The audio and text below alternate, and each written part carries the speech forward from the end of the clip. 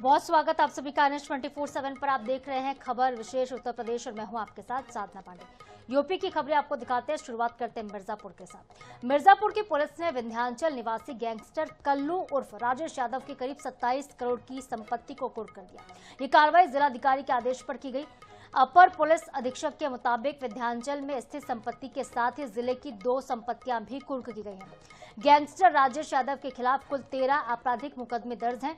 6 NDPS act के तहत इसमें है और प्रशासन के मुताबिक मामले में वैधानिक कार्रवाई की जा रही है। तो गैंगस्टर की 27 करोड़ की संपत्ति जो है वो अब जब्त कर ली गई है, कुर्क कर दी गई है।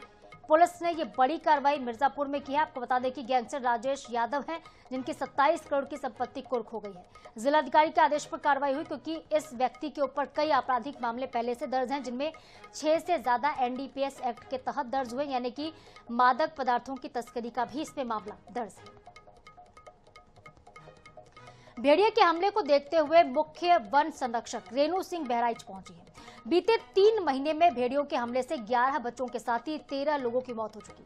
उन्होंने भेड़िया प्रभावित कैसरगंज क्षेत्र में पहुंचकर और बाघ प्रभावित इंडो नेपाल सीमा से सटे हुए रूपई डीहा इलाके का दौरा किया। कैसरगंज में हमले से मारे गए मासूम के परिजन से मुलाकात की, आर्थिक सहायता का भरोसा भी दिया है। साथ ही ग्रामीणों से बच्चों के साथ ही घर के बाहर ना सोने की अपील की है। तो बहराइच में बीते दिनों लगातार भेड़िया का आतंक बना हुआ था और यहाँ पे बीती रात को भेड़िया पहुंच रहे थे। लोग रात भर जागने को मजबूर थे क्योंकि उनके बच्चों को भेड़िया उठाकर ले जा रहे हैं। 13 ऐसे लोगों की मौत हो चुकी, 11 बच्चे इसमें शामिल थे। बाघ प्रभावित भी इलाका है नेपाल और इंडिया बॉर्डर का, जहां पर भी वो पहुंची और उन्होंने लोगों से अपील की कि घर में रात को बच्चों को बाहर लेकर ना सोए। कानपुर में उत्तर के बीजेपी जिला अध्यक्ष के खिलाफ पार्टी कार्यकर्ताओं में नाराजगी देखने को मिली है। नजीराबाद थाने में बीजेपी के कार्यकर्ता प्रदर्शन कर रहे हैं। प्रदर्शन के दौरान जिला अध्यक्ष थाने पहुंच जाते हैं और बीजेपी कार्यकर्ताओं को थाने से बाहर निकाल दिया। इस पूरी घटना का वीडियो सोशल मीडिया पर काफी ज्यादा वायरल हो रहा है, जिसके बाद राजनीतिक हलकों में चर्चाएं तेज हो गई हैं। मामले को लेकर कार्यकर्ताओं में आक्रोश बना हुआ है। तो भारतीय जनता पार्टी में क्या हो रहा है, ये सवाल अब उठ रहे हैं कि आखिर जिलाध्यक्ष ने अपने ही कार्यकर्ताओं को थाने से क्यों निकाल दिया। ये बहुत बड़ा सवाल है। आगरा से अगली खबर होगी। आगरा के पिनाहट क्षेत्र में झरनापुरा गांव में एक नन्हे दर्शन ने अपने अद्भुत साहस से पूरे देश का ध्यान अपनी तरफ खींचा है। दर्शन ने असाधारण साहस और सूझबूझ को दिखाते हुए राष्ट्रपति से वीर बाल पुरस्कार सम्मान प्राप्त किया। बता दें आपको कि चंबल नदी के किनारे काम कर रहे उनके पिता पर अचानक से मगरमच्छ ने हमला कर दिया और ये देखकर मौजूद जो नन्हे दर्शन है उन्होंने बिना किसी लकड़ी के सहारे के मगरमच्छ पर लगातार बिना डरे लकड़ी से वार किए थे। और ये वो मासूम बच्चा है जिसको वीरता पुरस्कार मिला। तस्वीर आप देख रहे हैं, राष्ट्रपति के हाथों इनको सम्मानित किया गया है। मगरमच्छ से अपने पिता के लिए दर्शन भिड़ गया था।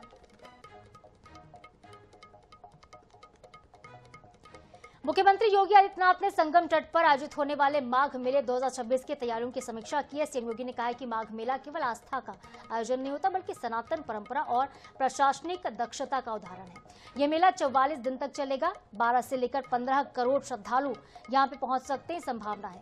और इस साल 2026 की अगर बात करें तो मेला क्षेत्र 800 हेक्टेयर तक विस्तारित किया गया। घाटों की लंबाई 50% तक बढ़ा दी गई है। इसके अलावा सीएम योगी ने भी कहा है कि अब तक 4500 से ज्यादा संस्थाओं को भूमि आवंटित हो चुकी है। भीड़ और सुरक्षा प्रबंधन के लिए AI पर आधारित सर्विलांस और रियल टाइम मॉनिटरिंग होगी। माघ मेला 2026 में पहली बार ऐप पर आधारित बाइक टैक्सी, QR कोड जैसी सुविधाएं भी मिलेंगी आपको और स्वच्छता पर विशेष फोकस किया जाएगा। सिंगल यूज प्लास्टिक पर प्रतिबंध लगा दिया गया है।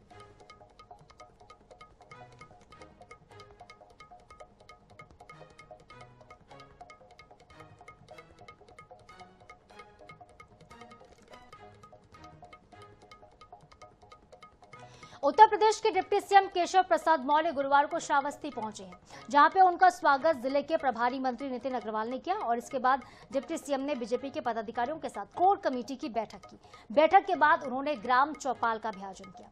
केंद्र और प्रदेश की सरकार की जन कल्याणकारी योजनाओं की जानकारी आम जनता को दी है। डिप्टी सीएम ने इस दौरान समाजवादी पार्टी पर जमकर और करारा हमला बोला।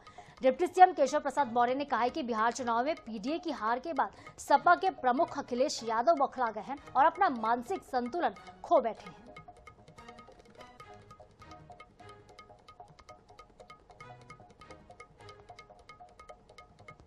तो डिप्टी सीएम ने बीजेपी के पदाधिकारियों के साथ बैठक भी की है और आप देख पा रहे हैं कि दिव्यांगों को उन्होंने व्हील चेयर भी बांटी है। श्रावस्ती पहुंचे थे वो। प्रभारी मंत्री नितिन अग्रवाल ने केशव प्रसाद मौर्य का स्वागत किया। अलीगढ़ के राजनगर में पति पत्नी के विवाद से परेशान एक युवक ने घर में फांसी लगाकर आत्महत्या की कोशिश की। घटना की जानकारी लगते ही पड़ोसियों ने दरवाजा तोड़ा, युवक को फंदे से उतारा। गंभीर हालत में युवक को परिजनों ने जिला अस्पताल पहुंचाया, जहां पे युवक का इलाज चल रहा है। प्रारंभिक जांच में पता क्या चला? पता ये चला कि ससुराल पक्ष दहेज एक्ट में फंसाने की धमकी दे रहा था, जिससे युवक बहुत परेशान था और मानसिक रूप से प्रताड़ित था। पुलिस ने मामले की जांच शुरू कर दी है। सभी पहलुओं पर छानबीन की जा रही है।